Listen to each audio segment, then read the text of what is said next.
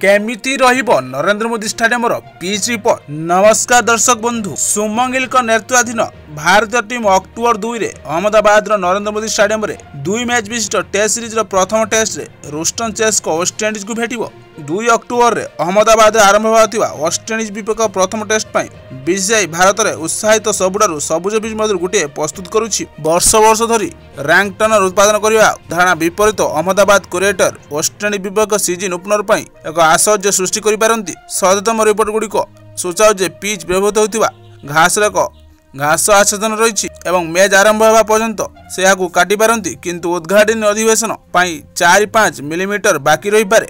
ESPN क्रिक info reporter कहुचे प्रथम test पर सबुज track प्रस्तुत करिबारे कारण माटीर गठन नरेंद्र मोदी स्टेडियम स्क्वायर लाल एवं कला माटी पिच एवं प्रथम टेस्ट में बछाइथिबा ट्रैप लाल माटी थिबारु घास द्वारा एकाडी धरि रखिबा समय यह बाउंस एवं कैरी प्रदान करथाय। तथापि यदि घास न थाए तेबे खेल आगकू बढ़िबा सहित विकेट धूली पात्र रे परिणत हो पारे। यह व्यतीत वेस्टइंडीज टेस्ट पर सबुज ट्रैक प्रस्तुत करने पछरे आउ एक कारण होउछि सहरटी गत किछि दिन धरि अनुभव करथिबा वर्षा पाग।